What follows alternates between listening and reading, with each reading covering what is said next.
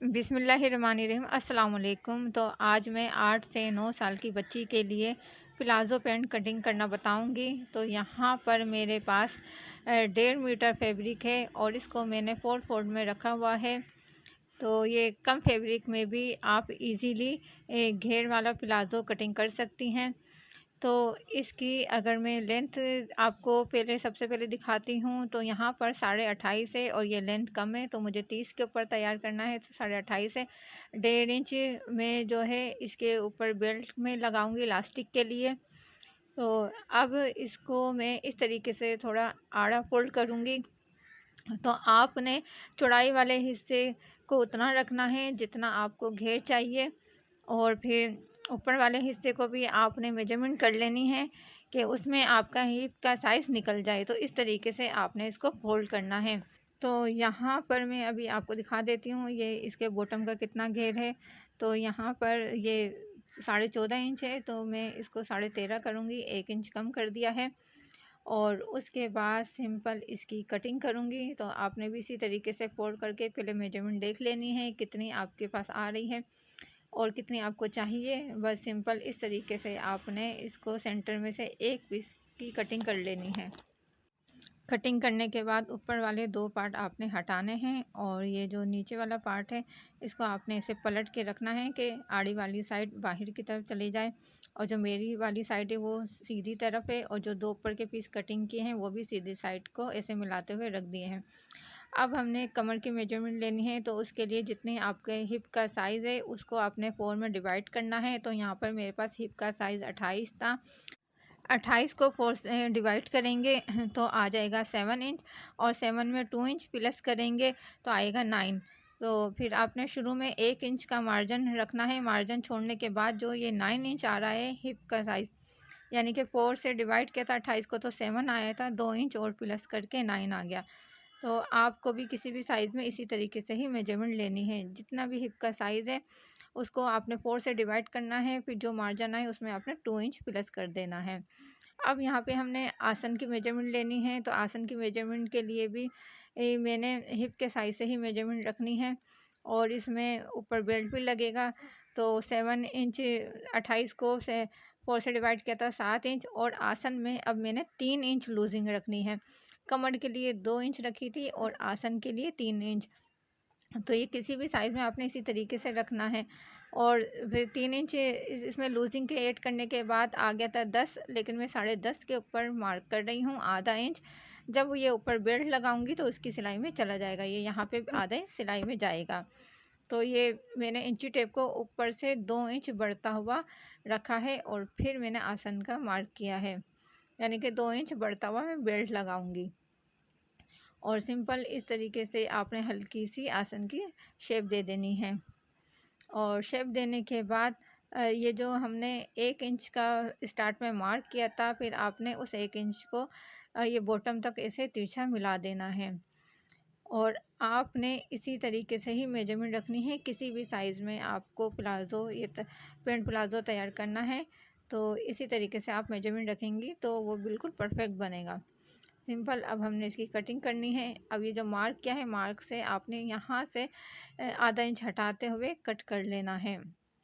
तो यहाँ पे हमारे पास ऊपर की आधे इंच की शेप आ गई है। और फिर सिंपल ये जितना बॉटम हमने शुरू में कट किया था उसी हिसाब से इसको भी कटिंग कर लेना है। और कटिंग करने के बाद अब बॉटम की गुलाई करनी है। तो आपने इस कोने से 1 इंच के ऊपर और दूसरे कोने के ऊपर भी 1 इंच के ऊपर मार्क करना है, और इस तरीके से हल्की हल्की गुलाई में शेप दे देनी है। और शेप देने के बाद सिंपल इसको कट कर लेना है। लेंथ आप अपने हिसाब से रख सकती हैं, मज़ीद इसको बढ़ा भी सकती हैं। अब इन 2 पार्ट को आपने अलग कर लेना है, और अलग करने के बाद अब हमने इसकी सबसे पहले आसन की सिलाई लगानी है। तो ये दोनों पीसेस की आसन की सिलाई लगा लेनी है। तो यहाँ पर मैंने दोनों पीस की आसन की सिलाई लगा ली है। लगाने के बाद आपने दूसरे पीस को ऐसे उल्टा करके रखना है, और फिर इन दोनों की साइड की सिलाई लगा लेनी है। साइड की सिलाई भी लगा ली है। अब मैं इसके बॉटम पे पाइपिंग लगाऊंगी, लेकिन आपकी मर्ज़ी है, आप चाहें तो सिंपल इसकी हेम भी कर सकती हैं। लेकिन मैं इसमें पाइपिंग लगाऊंगी क्योंकि जिस ड्रेस के साथ इसको मैंने तैयार किया है, तो उस हिसाब से ही इस प्लाज़ो को मैं तैयार कर रही हूँ। यहाँ पे बिल्कुल आड़ी पट्टी ली है, और फिर ये पाइपिंग लगाने का तरीका जो मैं बताऊंगी, इस तरीके से आप लगाएंगी तो बहुत ही ज़बरदस्त पाइपिंग लगेगी। सिंपल आपने इस एक साइड से ऐसे आधा इंच ऊपर की तरफ फोल्ड करना है और दो दो सूत कपड़ा छोड़ते हुए इसकी सिलाई लगा लेनी है। तो यहाँ पे देखिए मैंने दो दो सूत के करीब ये कपड़ा छोड़ा था बॉटम का, और फिर ऊपर से पाइपिंग को फोल्ड करके सिंपल सिलाई लगा ली है, और इसमें कोई बुकरम वगैरह का यूज़ नहीं किया। आप एक मर्तबा इस तरीके से पाइपिंग लगा के चेक कीजिएगा, बहुत ही फिनिशिंग के साथ और बहुत ज़बरदस्त पाइपिंग लगती है। और इसके साथ जो ड्रेस मैंने तैयार किया है उसमें भी मैंने ऐसे ही पाइपिंग का यूज़ किया है। और सिंपल आपने कच्चे को अंदर की तरफ फोल्ड करना है, फिर इस पाइपिंग का एक फ़ोल्ड करना है, फिर दूसरा फ़ोल्ड करके और इस पाइपिंग के बिल्कुल किनारे किनारे के ऊपर सिलाई लगा लेनी है। तो ये एक बॉटम मैंने तैयार कर लिया था, वो मैं अब आपको चेक करवा देती हूँ। यहाँ देखें बिल्कुल एक जैसी और परफेक्ट ये पाइपिंग लगी है, बहुत ही ज़बरदस्त। एक मरतबा आप इस तरीके से ज़रूर ट्राई कीजिएगा। इस प्लाज़ो पे मैंने थोड़ा सा वर्क और किया है, तो वो ये सब ऑप्शनल है, अगर आप करना चाहें बनाना चाहें तो बहुत ज़बरदस्त बनेगा। यहाँ पर सिंपल मैंने सिलाई वाला धागा ले लिया है और इसको निडल में लगा दिया है, यानी कि एक धागा जो कोन का था कोन में है, और एक मैंने बोबिन भर के ऊपर दोनों एक साथ धागे लगाए हैं, और सिंपल इस पाइपिंग के साथ बूट की सिलाई लगा दी है। और ये मैंने 4 सिलाइयाँ लगाई हैं। अगर आप ये लगाना चाहें तो लगा सकते हैं, बहुत ही खूबसूरत सा ये प्लाज़ो बनकर रेडी होगा। तो यहाँ पर मैंने दोनों बॉटम के ऊपर इस तरीके से 4 सिलाइयाँ लगा दी हैं। ये अभी से आपको नज़र आ रहा होगा कि कितना खूबसूरत सा ये बॉटम लग रहा है।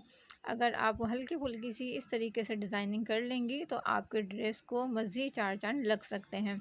अब सिंपल सेंटर की सिलाई लगा देनी है, और सिलाई लगाने के बाद मैं इसमें बेल्ट लगाऊंगी। तो इस तरीके से मैंने ये बेल्ट की कटिंग कर ली है। तो जितनी आपकी प्लाज़ो की चौड़ाई हो उसी हिसाब से आपने बेल्ट की कटिंग करनी है। और यहाँ पर अगर मैं इसकी चौड़ाई यहाँ से दिखाऊं तो ये मैंने 4 इंच के ऊपर इस बेल्ट को कट किया है, और जितनी आपकी इलास्टिक है उस हिसाब से भी ले सकती हैं। और अगर कपड़ा ज़्यादा है तो आप इलास्टिक का दबाव और 1.5 से 2 इंच इसमें छोड़ने के बाद बाकी इसकी कटिंग कर सकती हैं, बेल्ट अगर नहीं लगाना तब। तो यहाँ पर बेल्ट में लगा रही हूँ, तो इसको लगाने के लिए ये देखें, ये प्लाज़ो को मैंने सीधा रखा है और बेल्ट का भी सीधा वाला हिस्सा अंदर की तरफ है। और जब मैं सिलाई लगाऊंगी तो ये कच्चा हिस्सा सीधी साइड में आएगा, क्योंकि मैं ऊपर की तरफ ही बेल्ट को फोल्ड करूंगी। तो सिंपल इस तरीके से आपने पकड़ते हुए इसकी चारों तरफ सिलाई लगा देनी है। सिलाई लगाने के बाद अब लास्टिक लगानी है। तो लास्टिक मेरे पास थोड़ी पतली वाली थी, इस वजह से मैंने बेल्ट जिस हिसाब से मेरे पास था तो इतनी चौड़ी लास्टिक नहीं थी, इसलिए मैंने बेल्ट थोड़ा चौड़ा रखा है जिस हिसाब से मुझे लंबाई चाहिए थी। अब कमर की मेरे पास चौड़ाई थी ये 23 इंच, और 23 इंच के बाद मैं इसमें 4 इंच माइनस करके लास्टिक को कट करूँगी, यानी कि 19 साढ़े 19 के ऊपर लास्टिक की कटिंग करूँगी। और अगर लास्टिक आपके पास सख्त है तब आपने ज़्यादा कटिंग नहीं करना, 2 से 3 इंच ही लास्टिक को कमर के हिसाब से कम कटिंग करना है। तो यहाँ पे ये जो मेरे पास प्लास्टिक थी ये बहुत ज़्यादा नरम थी, इसलिए मैंने 4 इंच कटिंग किया है। नॉर्मली यहाँ पर अगर बहुत ज़्यादा सख्त है जो खिंचती नहीं है तब आपने 2 से 3 इंच ही कटिंग करना है, और फिर सेंटर में से जॉइंट लगा लेना है। जॉइंट लगाने के बाद इस तरीके से आपने ओपन करना है, ओपन करके और फिर जहाँ पे हमने ये जॉइंट लगाया था बेल्ट का, यहाँ पर इलास्टिक का सेंटर करके रखते हुए और एक्स्ट्रा ये फैब्रिक को ऊपर फोल्ड करते हुए आधा इंच इलास्टिक में दबाना है आपने फैब्रिक बस। और फिर एक तरफ से आपने टाँकी लगानी है, फिर इलास्टिक को ऐसे सही से पकड़ना है कि इसमें कहीं कोई बल नहीं आए। फिर आपने ऐसे ही उठा के जॉइंट के ऊपर रखना है। ऊपर वाले कपड़े को आधा इंच इलास्टिक के अंदर फोल्ड करते हुए यहाँ पे भी टाँकी लगा लेनी है।